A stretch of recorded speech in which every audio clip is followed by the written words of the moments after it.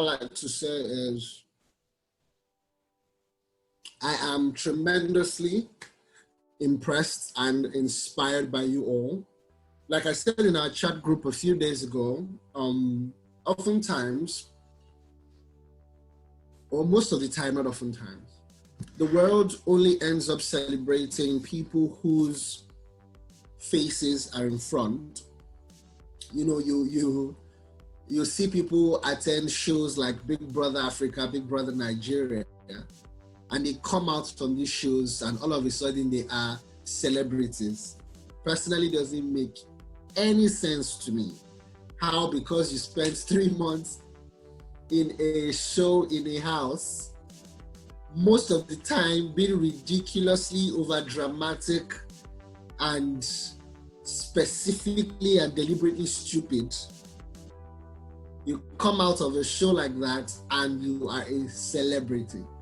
It makes my heart cry and burn. But yeah, that's the world we live in.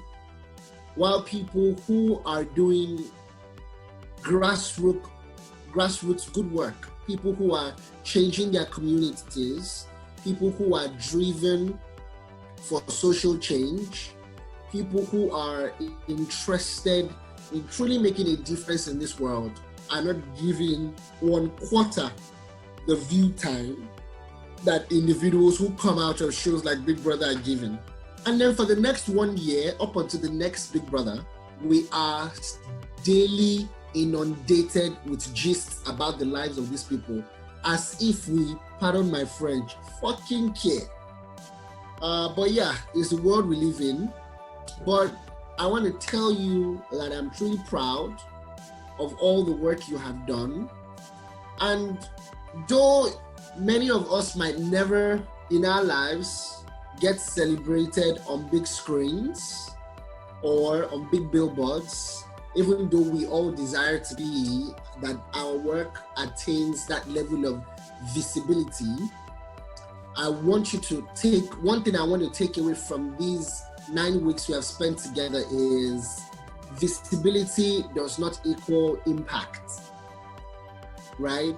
Visibility does not equal impact. Do not allow your consciousness to get submerged in the desire for visibility, so much so that you start to appropriate the degree of visibility that you have or that you get as the degree of impact that you're having. I also do not want you, yes, thank you. I'm not a preacher of love. Yes. So I also do not want you to get caught up in that reality that because an individual has a certain amount of visibility of online or media viewership, that person also is a very impactful person. Again, influence is different, it's not equal to impact. You see, the unique thing about the word impact is it is exactly as the word defines itself. Impact is impact.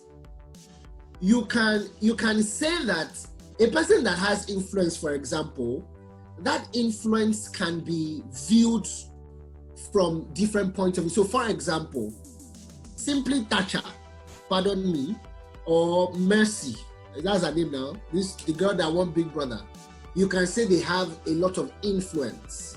Why? Because they have a lot of visibility. You can also say that it's possible that within that influence, they have some impact, yes. But is that the picture, the ideal picture of what impact is? I beg to differ. I will say no.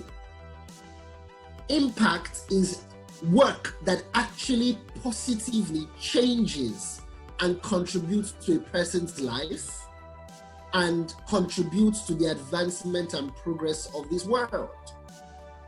And so living this cohort, I want your focus as an individual to be impact first and foremost. Develop, let me start with desire, develop, and deploy an impact, motivated, focused, and driven life. I'll say that again. Desire, develop, and deploy an impact-driven life. Let that be the thing that makes your life have a sense of fulfillment and have a sense of, wholesomeness. We all want to be rich, and hopefully at some point in all our lives, we'll all get up and say, oh, I'm a rich person. I have more money than I know what to do with. One thing I know about the presence of wealth is that it increases either your ability to acquire or your ability to make impact. And the reality with the human being is that we are creatures of habit, which means that whatever dispositions, whatever behaviors you have habitually practiced in your life as a person will most definitely be what is utmostly reflected when you become a person of means and a person of wealth and a person of influence.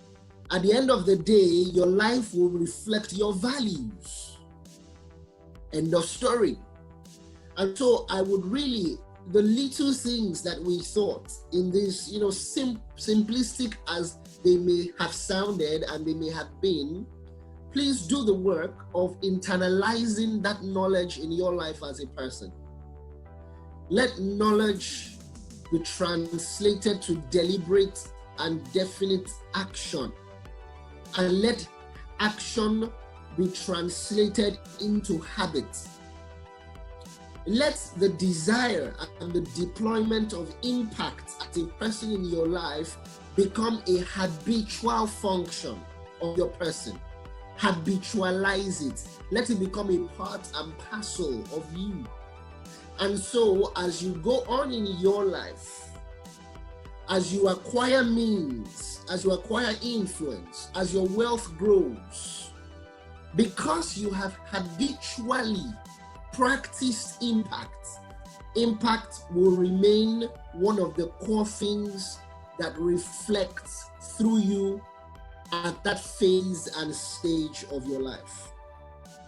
And so I'm incredibly proud of the little steps you have all taken, of showing up in class every week, of listening to Peace and I share our viewpoints and opinions with you, of enduring us through this entire process in the different rules and regulations and,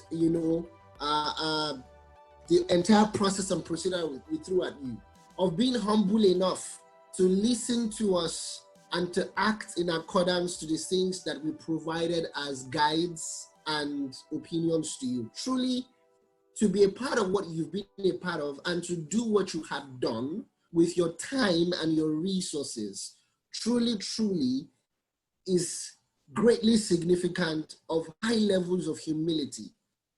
And humility is one of the great virtues, or let me say it like this. Humility is one virtue that really helps a human being express humanity.